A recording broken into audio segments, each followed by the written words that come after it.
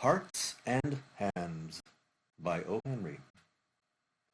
At Denver there was an influx of passengers into the coaches on the eastbound B&M Express. In one coach there sat a very pretty young woman dressed in elegant taste and surrounded by all the luxurious comforts of an experienced traveler.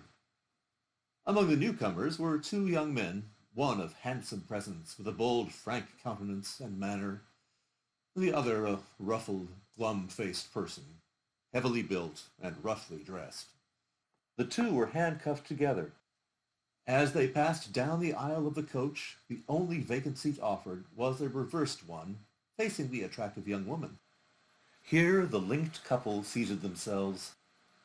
The young woman's glance fell upon them with a distant, swift disinterest. Then, with a lovely smile brightening her countenance, and a tender pink tinging her rounded cheeks, she held out a little gray-gloved hand. When she spoke, her voice, full, sweet, and deliberate, proclaimed that its owner was accustomed to speak and be heard. "Well, Mr. Easton, if you will make me speak first, I suppose I must. Don't you ever recognize old friends when you meet them in the West?"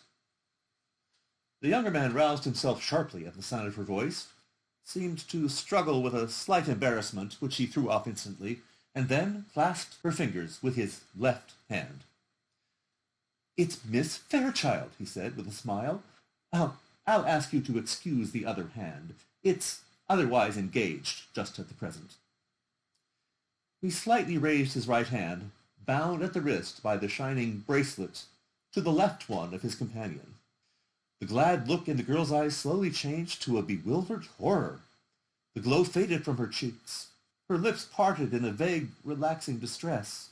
Easton, with a little laugh, as if amused, was about to speak again when the other forestalled him. The glum-faced man had been watching the girl's countenance with veiled glances from his keen, shrewd eyes. "You'll excuse me for speaking, miss, but I see you're acquainted with the marshal here. If you'll ask him to speak a word for me when we get to the pen, he'll do it, and it'll make things easier for me there. He's taken me to Leavenworth prison. It's 7 years for counterfeiting." "Oh," said the girl with a deep breath and returning color. "So that is what you were doing out here. A marshal." "My dear Miss Fairchild," said Easton calmly, "I had to do something. Money has a way of taking wings unto itself, and you know it takes money to keep step with our crowd in Washington. I saw this opening in the West, and, well, a marshalship isn't quite as high a position as that of ambassador, but—" "The ambassador," said the girl warmly, "doesn't call any more. He needn't ever have done so. You ought to know that. And so now you are one of those dashing Western heroes, and you ride and shoot and go to all kinds of dangers. That's different from the Washington life. You have been missed from the old crowd." The girl's eyes, fascinated, went back, widening a little to rest upon the glittering handcuffs. "Don't you worry about them, miss," said the other man. "All marshals handcuff themselves to their prisoners to keep them from getting away. Mr. Easton knows his business." "Will we see you again soon in Washington?" asked the girl. "Not soon, I think," said Easton. "My butterfly days are over, I fear." "I love the West," said the girl irrelevantly. Her eyes were shining softly. She looked away out the car window. She began to speak truly and simply, without the gloss of style and manner. "Mamma and I spent the summer in Denver. She went home a week ago because father was slightly ill. I could live and be happy in the West. I think the air here agrees with me. Money isn't everything, but people always misunderstand things and remain stupid." "Say, Mr. Marshall," growled the glum-faced man, "this isn't quite fair. I'm needing a drink, and I haven't had a smoke all day. Haven't you talked long enough? Take me into the smoker now, won't you? I'm half dead for a pipe."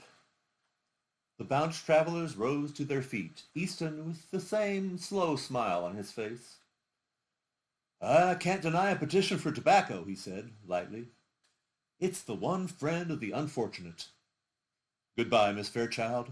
Duty calls, you know. He held out his hand for a farewell. It's too bad you are not going east, she said, reclothing herself with manner and style. But you must go on to Leavenworth, I suppose? Yes, said Easton, I must go on to Leavenworth.